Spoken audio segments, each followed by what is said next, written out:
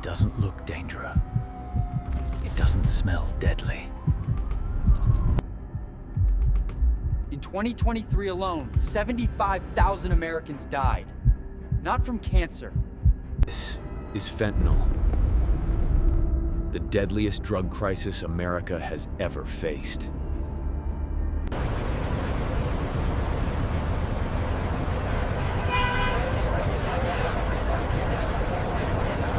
Fentanyl wasn't always a street drug. It was developed in the 1960s as a powerful medical painkiller and anesthetic. It is 100 times stronger than morphine and 50 times more powerful than heroin. An amount no bigger than a few grains of salt can be enough to kill you. Over the past 15 years, illegal fentanyl has fueled an opioid crisis that has killed nearly 500,000 Americans. The biggest danger is lacing. Dealers mix fentanyl into other drugs to stretch supplies and boost profits. Most users have no idea what they're actually taking. To understand how fentanyl spreads, we need to follow the supply chain, all the way back to its source. Our story begins inside a warehouse in China, where thousands of packages move down conveyor belts every single day. Most of these boxes contain ordinary items: chargers, clothes, toys, even dog food. But hidden among them is a small box labeled as pet supplies, containing something far more dangerous. Inside are fentanyl precursors, the raw chemicals needed to cook the drug. For efficient shipping, individual packages are bundled into master cartons, a cornerstone of global trade. Big boxes holding dozens of smaller ones, all headed toward the same destination. Our package is stacked onto a pallet, loaded onto a cargo plane, and sent across the Pacific. Understanding systems like this requires perspective, seeing how small details connect to a bigger picture. That's exactly what hands-on learning platforms help people do, by breaking complex ideas into understandable pieces. As the plane descends, our package arrives in the United States, unaware of the damage it will soon enable.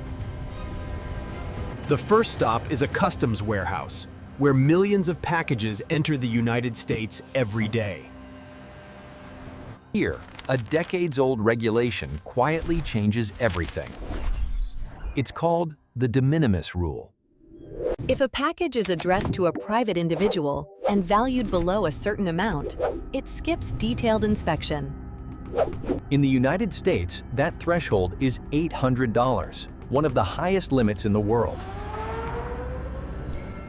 After the limit was raised, package volume exploded from 100 million a year to nearly 1.4 billion. Inspecting every single package became impossible. Instead, customs relies on spot checks, dogs, weight anomalies, lab testing, and electronic trackers. But only a tiny fraction are ever examined. Most are simply waved through. Including ours. It is now officially inside the United States. But this journey isn't over. In fact, it's only halfway there. After clearing customs, packages are sent to domestic distribution centers, where they're sorted by destination. But instead of heading deeper into the country, our package moves south, toward the Mexican border. It's delivered to an ordinary address near the border. Nothing about it looks suspicious. This is where a new link in the supply chain takes over, a personal cross-border delivery service. Some items can't be shipped directly to Mexico, so people pay locals to carry them across instead. He doesn't ask questions. He's done this hundreds of times before.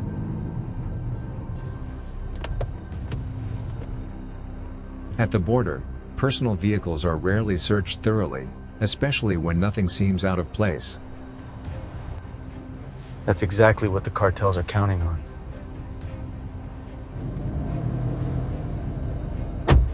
The car is waved through. Minutes later, the package is in Mexico. From here, it travels deeper into cartel-controlled territory.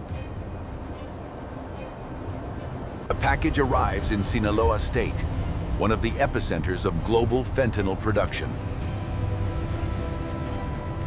From here, it's forwarded again, this time to its final destination.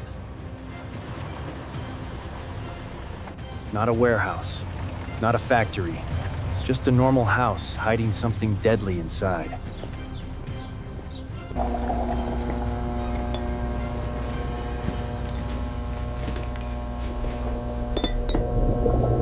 They're given step-by-step instructions, like following a recipe. This is the first time our package is opened.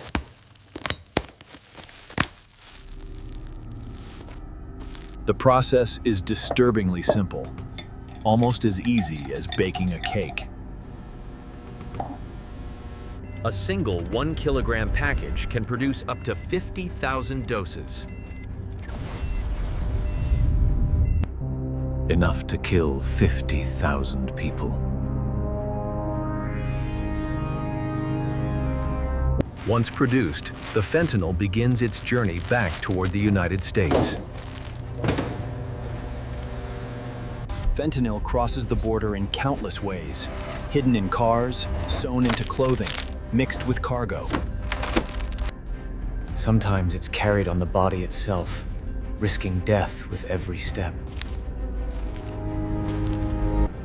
Other times, it's concealed inside vehicles, built into secret compartments. More often than not, it's U.S. citizens, knowingly or unknowingly, who drive it across. At the checkpoint, every second feels like an hour.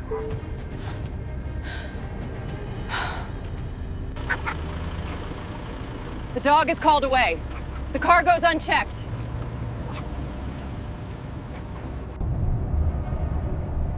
Another shipment makes it through.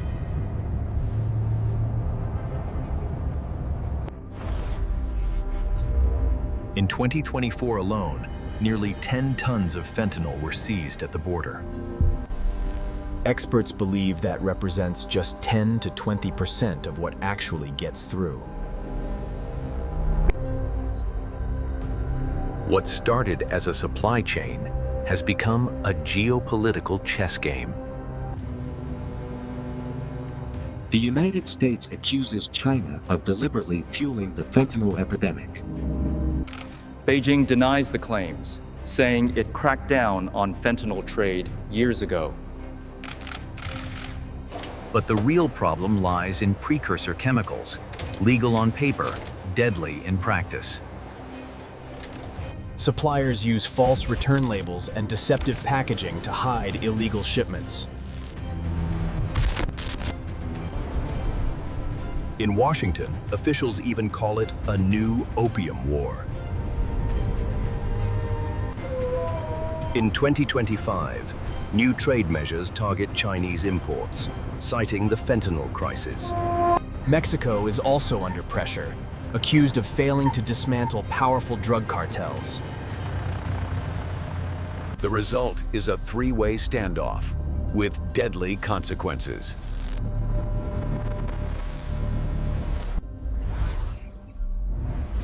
And the crisis is no longer confined to North America. Tests in European cities already show fentanyl mixed into street drugs. In Canada, overdose deaths have skyrocketed, overwhelming communities and emergency services. Unlike heroin or cocaine, fentanyl doesn't need fields or crops, just chemicals, a lab, and a recipe. That simplicity makes production fast, cheap, and easy to scale.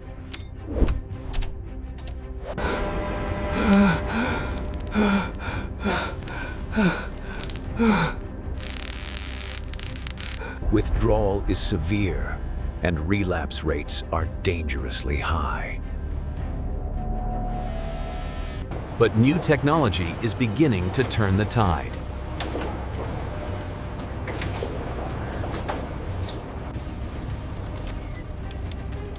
Advanced sensors can now identify fentanyl precursors in real time.